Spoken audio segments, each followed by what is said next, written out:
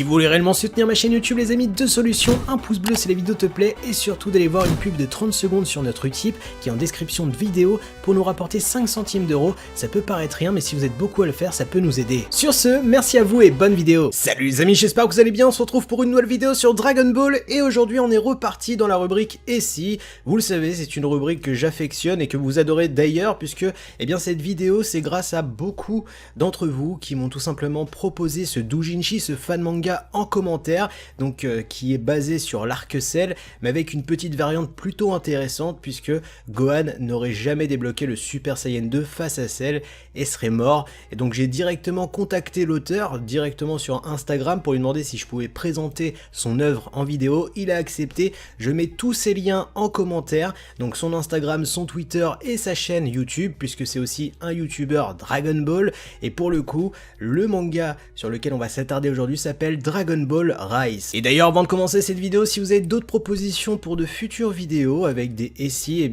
zone commentaire directement, proposez-moi le sujet. Si le sujet est plutôt impactant, intéressant, j'en ferai une vidéo et je partagerai ma théorie. Aujourd'hui, on va s'attaquer à Dragon Ball Rise qui est fait par Paul Raising Fist, qui est tout simplement magique puisqu'on n'est pas dans quelque chose de ultra fanservice, abusé, cheaté, non, on est sur quelque chose qui est rationnel et surtout qu'aurait pu réellement se passer dans l'histoire de Dragon Ball pendant l'arc Cell, avec un Gohan, tout simplement qui n'aurait pas réussi, à faire exploser sa colère pour se venger face à Cell. Ce doujinshi commence directement avec la case où on a Cell qui va tuer C16 devant les yeux de Gohan, ce qui normalement aurait dû déclencher le Super Saiyan 2 de Gohan.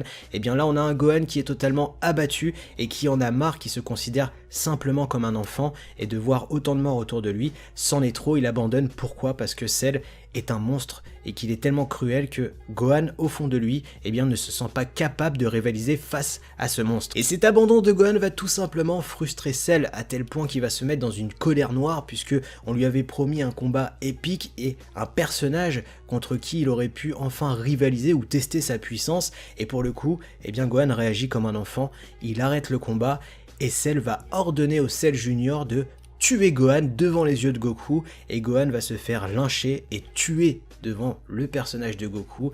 Goku va enfin réaliser que peut-être il en a trop demandé à Gohan et qu'il a tout simplement envoyé son fils à la mort directement devant ses yeux, et on va avoir un Cell qui va jouer de ça devant Goku, qui va lui dire: regarde ton fils mourir, regarde à quel point tu as fait un choix qui était totalement débile. Il va forcer Goku à regarder et surtout il va demander au Cell Junior de faire qu'une bouchée de Gohan.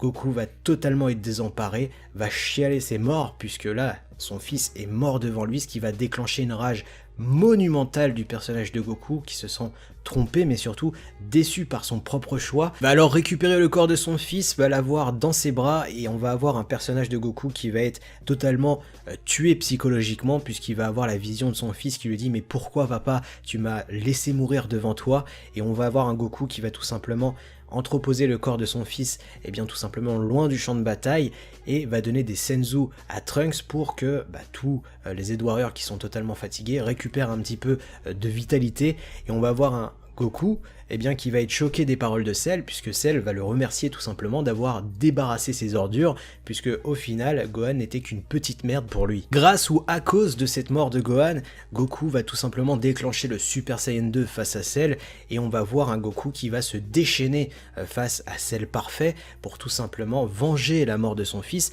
mais on a un Goku qui va avoir l'instinct meurtrier, qui va être pris par ses émotions, qui va totalement pas se contrôler. C'est comme s'il était en forme Ozaru mais en Super Saiyan 2. Pourquoi? Parce que il a totalement perdu la bille au niveau de son cerveau, il ne sait plus quoi faire à part qu'une chose, la vengeance. À tel point que Vegeta lui-même va être choqué par cette situation puisqu'il va voir Goku se déchaîner mais surtout faire tout pour que Cell souffre de plus en plus et très lentement avant de l'achever totalement. On va avoir un Vegeta qui va intervenir, qui va regarder Kakaroto et qui va lui dire: mais qu'est-ce que tu branles? Ce n'est pas toi. Comment réagirait ton fils s'il te voyait jouer avec un adversaire et ne pas le tuer directement? Ce n'est pas ta personnalité, il faut absolument que tu arrêtes ce que tu es en train de faire, ce n'est pas toi. Et on va voir Vegeta qui va tout simplement décider d'annihiler Cell pour que Goku retrouve ses esprits. Donc il va écarter Goku. Cell va tout simplement demander à Vegeta, s'il te plaît, ne me tue pas si jamais tu me donnes quelque chose pour que je revienne tout simplement à ma forme initiale et avec le plein pouvoir, je pourrais tout simplement te promettre un putain de combat. Et on va avoir un Vegeta qui va lui tendre la main, qui va dire ouais t'inquiète, et il va le balancer en l'air et va tout simplement faire une grosse vague déferlante pour tuer Cell. Sauf que Cell va revenir et va tuer Vegeta grâce au Zenkai. En fait, si vous voulez, malgré que l'attaque de Vegeta était ultra puissante, n'a pas été assez forte pour annihiler totalement toutes les cellules de Cell, ce qui a permis sa résurrection. Et comme vous le savez, Cell a des cellules de Saiyan et grâce au Zenkai, donc quand un Saiyan est à l'article de la mort, il redevient tout simplement encore plus cheaté et on va voir Cell qui va être en forme ultra parfaite, enfin vous le savez, avec les éclairs autour de lui, donc comme s'il était en Super Saiyan 2 entre guillemets. Et là pour le coup il va tuer Vegeta comme je vous l'ai dit. On a un Goku qui va être estomaqué par la situation puisque il a perdu son fils, il vient de perdre son meilleur pote devant lui, donc on a un Goku qui est totalement déçu par la situation parce que encore une fois il n'a pas réussi à sauver quelqu'un qui lui était cher et surtout il n'a pas pu limiter tous les dégâts qui étaient autour de lui, va encore se bastonner la gueule face à Cell, sauf que là pour le coup Cell va avoir plus ou moins l'ascendant dans la première partie face à Goku. En parallèle de tout ça, à côté du champ de bataille, on va voir tout la Z-Team qui va être restauré grâce à des Senzu que Goku avait donné à Trunks. Donc on va avoir Krillin, Tenshinhan, Yamcha et Piccolo qui vont apprendre la mort de Gohan. On va avoir un Piccolo qui va être plus que ultra vénère et qui va tout simplement traiter de FDP Goku, puisque pour lui il ne comprend pas le choix qu'il a fait d'envoyer son fils à la mort et que Gohan ne méritait pas de connaître la mort, puisque même si au fond de lui il sait que grâce au Dragon Ball ils vont faire le nécessaire pour que Gohan revienne à la vie, Gohan ne méritait pas d'être envoyé sur le champ de bataille comme une vieille chèvre, et c'est pour ça qu'il en veut à Goku et qu'il traite Goku d'inconscient, mais surtout de père irrespectueux. Pour lui Goku n'a pas la mentalité d'un père et a envoyé son fils à la mort alors qu'il y avait d'autres choix stratégiques qui auraient pu être faits. Par la suite, grâce au Dragon Ball, Gohan retrouve la vie et pour le coup tout le monde sait très bien que actuellement Goku est en train de tout donner face à Cell et qu'il faut retourner sur le champ de bataille pour l'aider, pour en finir avec la menace Cell, pour que la Terre soit totalement sauvée.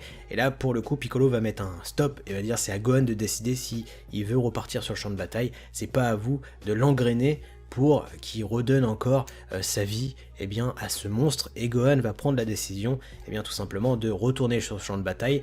En parallèle, la bataille finale a commencé, l'ultime attaque entre guillemets, puisqu'on va avoir un Goku et un Cell qui vont envoyer leur super Kamehameha ensemble. Donc là pour le coup, Goku se fait niquer en termes de puissance puisqu'il est en train de perdre, et il y a Kaio qui va lui parler en parallèle, qui va lui dire écoute Goku, faut pas que t'abandonnes, faut que tu donnes tout, faut que tu sauves la Terre.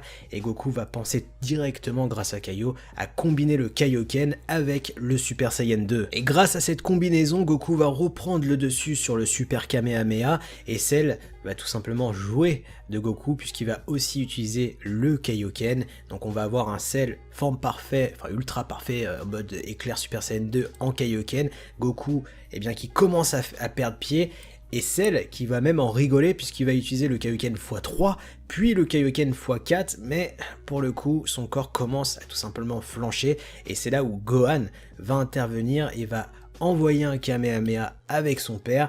Et en parallèle Vegeta avait été sauvé grâce à une Senzu puisqu'il n'était pas totalement mort, va revenir sur le champ de bataille, va faire un Final Flash. Donc on va avoir un Final Flash Super Kamehameha père et fils combiné face à Cell, ce qui va tout simplement tuer Cell et la Terre va être enfin sauvée. Goku va mourir à cause tout simplement de la puissance du Kaioken que son corps n'a pas supporté avec le Super Saiyan 2, et Gohan et toute la team vont essayer tout simplement de ressusciter Goku, sauf que Goku va leur parler à travers de Kaio, va leur dire voilà, j'ai fait des choix qui étaient mauvais, je préfère rester au paradis, Gohan je te confie la Terre. Et on apprend par la suite que Gohan, suite à la mort de son père, s'est promis tout simplement de protéger la Terre et de plus jamais flancher et d'être la dernière rempart pour que la Terre soit toujours en paix. D'ailleurs, petit astérisque, comme vous l'avez vu grâce aux planches, en fait Gohan avait réussi à transformer son corps en Super Saiyan 2 puisque à ce moment-là, quand il était en train de tout donner avec son père face à Cell et Vegeta, eh bien il s'est promis de plus jamais laisser quelqu'un mourir et c'est ce qui lui a permis de passer en Super Saiyan 2. Dans tous les cas, ce Doujinshi était énorme. Je l'ai adoré puisque très concrètement, ça aurait pu se passer dans l'arc Cell. Il n'y a pas un truc qui est overpété ni rien. Akira Toriyama aurait été largement capable de nous pondre un scénario similaire. Donc merci Paul, parce que franchement ton histoire elle était ultra cheatée, elle était overcool. Si vous avez kiffé cette vidéo, n'oubliez pas de liker, de la partager, de vous abonner à la chaîne YouTube et de suivre aussi Paul sur sa propre chaîne. Sur ce, je vous souhaite une très bonne journée, une très bonne soirée. À très bientôt. Tchuss!